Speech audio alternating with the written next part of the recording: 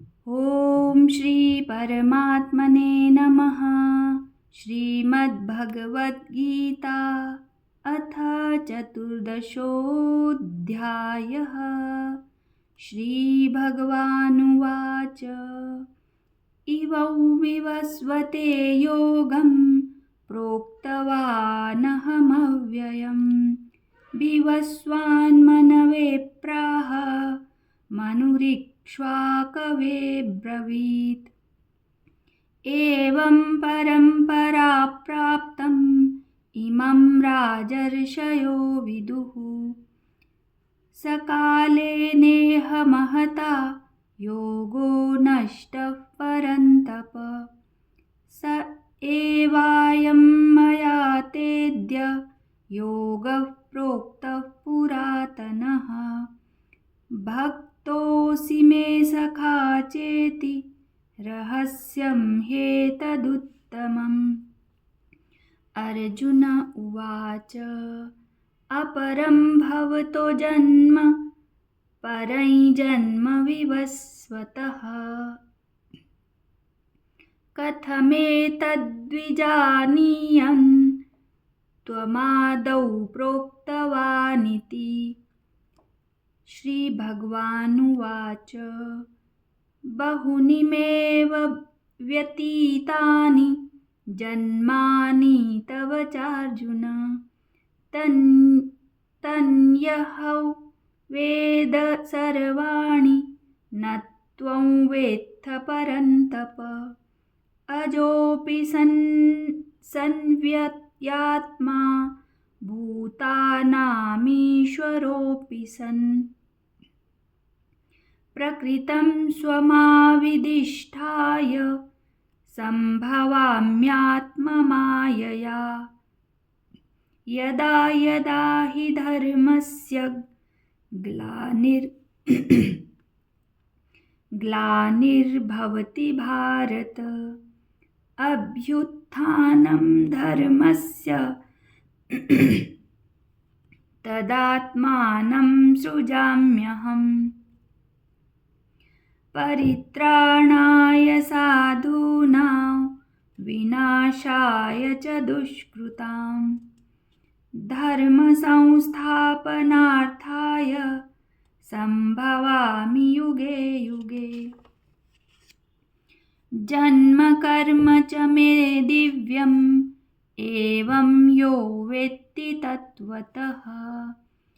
त्यक्त्वा देहं पुनर्जन्म नैति मामेति सोऽर्जुन। वीतरागभयक्रोधा मन्मया मामुपाश्रिताः। बहवो ज्ञानतपसा पूता मद्भावमागताः। ये यथा मां प्रपद्यन्ते तांस्तथैव भजाम्यहम्। मम वर्त्मानुवर्तन्ते मनुष्याः पार्थ सर्वशः। काङ्क्षन्तः कर्मणां सिद्धिं यजन्त इह देवताः। क्षिप्रं हि मानुषे लोके सिद्धिर्भवति कर्मजा। चातुर्वर्ण्यं मया सृष्टं गुणकर्मविभागशः। तस्य कर्तारमपि मां विद्यकर्तारमव्ययम्। न मां कर्माणि लिम्पन्ति न मे कर्मफले स्पृहा। इति मायोऽभिजानाति कर्मभिर्न स बध्यते। एवं ज्ञात्वा कृतं कर्म पूर्वैरपि मुमुक्षुभिः कुरु मैव तस्मात् त्वं पूर्वतरं कृतं किं कर्म किमकर्मेति कवयोऽप्यत्र मोहिताः। तत्ते कर्म प्रवक्ष्यामि यज्ञात्वा मोक्ष्यसे शुभात्। कर्मणो ह्यपि बोद्धव्यै च विकर्मणः। अकर्मणश्च बोद्धव्यै गहना कर्मणो गतिः। कर्मण्यकर्म यः पश्येद् अकर्मणि च कर्म यः स बुद्धिमां मनुष्येषु स युक्तः कृत्स्नकर्मकृत्। यस्य सर्वे समारम्भा कामसङ्कल्पवर्जिताः ज्ञानाग्निदग्धकर्माणं तमाहुः पण्डितं बुधाः। त्यक्त्वा कर्मफलां सङ्गं नित्यतृप्तो निराश्रयः। कर्मण्यभिप्रवृत्तेऽपि नैव किञ्चित् करोति सः। निराशीर्यच्चित्तात्मा त्यक्तसर्वपरिग्रहः। शारीरं केवलं कर्म कुर्वन्नाप्नोति न किल्बिषम्। यदृच्छालाभसन्तुष्टो द्वन्द्वातीतो विमत्सरः। समसिद्धावसिद्धौ च कृत्वापि न निबध्यते। गतसङ्गस्य मुक्तस्य ज्ञानावस्थितचेतसः। यज्ञायाश्चरतः कर्म समग्रं प्रविलीयते।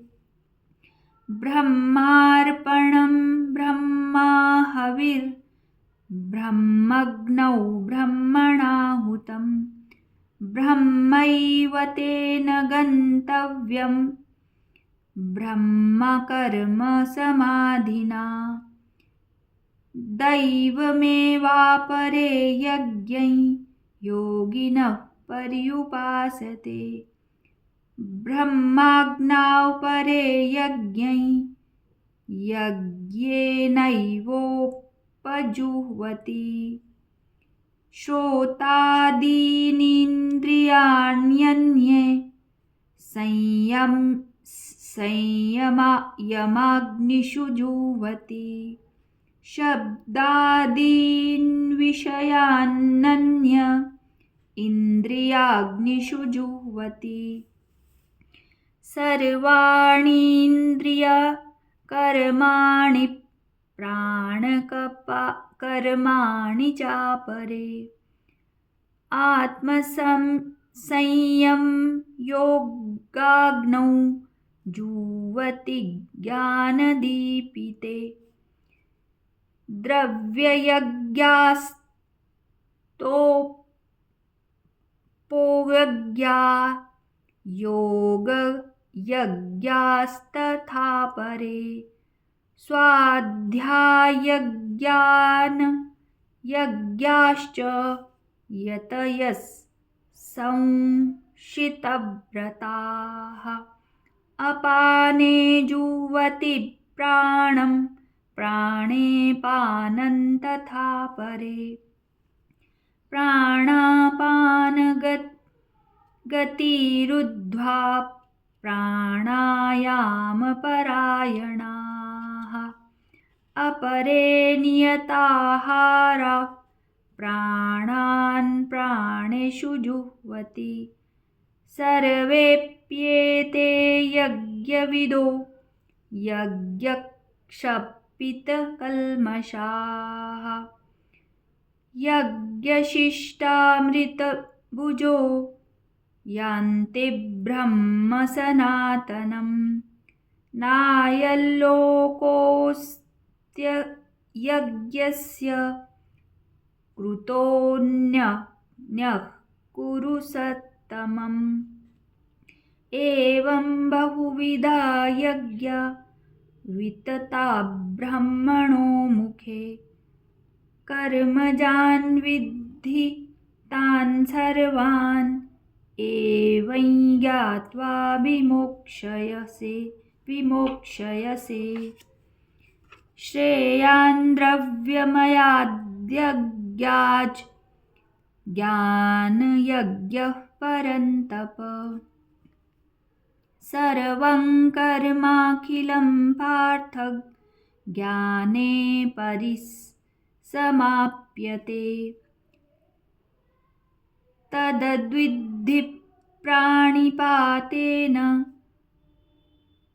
परिप्रश्नेन सेवया। उपदेक्ष्यन्ति ते ज्ञानिनस्तत्त्वदर्शिनः। यज्ञात्वा न पुनर्मोहम् एवं यास्यसि पाण्डव। येन भूतान्यशेषेण द्रक्ष्यस्यात्मन्यथो मयि। अपि चेदसि पापेभ्यः सर्वेभ्यः पापकृत्तमः। सर्वै ज्ञानप्लवेनैव वृजिनं सन्तरिष्यसि। यथैधांसि समिद्धोऽग्निर्भस्मसात् कुरुतेऽर्जुन। ज्ञानाग्निः सर्वकर्माणि भस्मसात् कुरुते तथा। न हि ज्ञानेन सदृशं पवित्रमिह विद्यते। तत्स्वयं योगसंसिद्धिः कालेनात्मनि विन्दति। श्रद्धावान् लभते ज्ञानं तत्परः संयतेन्द्रियः। ज्ञानं लब्ध्वा परां शान्तिम् अचिरेणाधिगच्छति। यज्ञश्चाश्रद्धनश्च संशयात्मा विनश्यति। नायल्लोकोऽस्ति न परो न सुखं संयात्मनः।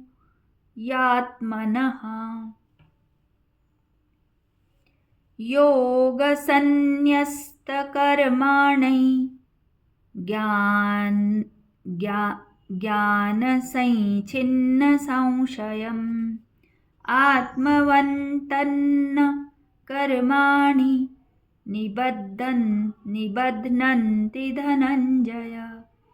तस्मादज्ञानसम्भूतं हृत्स्थं ज्ञानासीनात्मनः।